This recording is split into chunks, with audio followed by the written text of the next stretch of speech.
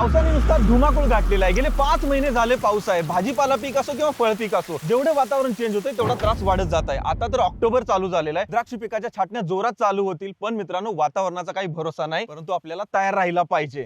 आता ज्या प्लॉट मध्ये मी उभा आहे इकडे फेलफूट काढून झालेला आहे। अतिशय छान असं या प्लॉटचं नियोजन केलेलं आहे आणि सगळ्यात महत्त्वाचं सांगायचं झालं तर ढगाळ आणि ह्युमिड वातावरणामध्ये द्राक्ष पिकाला सगळ्यात जास्त फटका बसतो। डावणीसाठी आपण खूप स्प्रे घेतो आणि बऱ्याच वेळा असं होतं की आपण जे औषध मारतो ते एकाच ग्रुपचं असतात किंवा आपण वारंवार तेच औषध मारतो, त्यामुळे रेजिस्टन्स तयार होतो आणि डावणीला पाहिजे तसा कंट्रोल आपल्याला भेटत नाही। म्हणूनच मित्रांनो, रेजिस्टंट ब्रेक करून डावणीचा करेक्ट कार्यक्रम केला पाहिजे। आता बघा, या बागेवरती बायोस्टॅटचे होसाकू हे औषध वापरलेलं आहे। होसाकू हे पानावर लवकर पसरतं, झपाट्याने डावणीवर नियंत्रण करतं आणि वेगवेगळ्या बुरशीनाशक वापरून आलेल्या रेजिस्टंटला आळा घालतं। कारण हे नवीन ग्रुपची नवीन केमिस्ट्री आहे आणि कोणत्याही प्रकारचे स्कॉचिंग न करता होसाकू पाने हिरवीगार ठेवतं। होसाकूची शिफारस फेलफूट आणि प्री ब्लूम अवस्थेत एकरी 400 मिली आहे आणि होसाकूचा पीएच आहे 60 दिवसांचा आहे। तर मित्रांनो, हा व्हिडिओ सर्व द्राक्ष बागायतदारांना शेअर करा आणि योग्य वेळी योग्य कार्यक्रम करण्यासाठी बायोस्टॅटच्या होसाकू या नवीन प्रोडक्टचा अनुभव घ्या।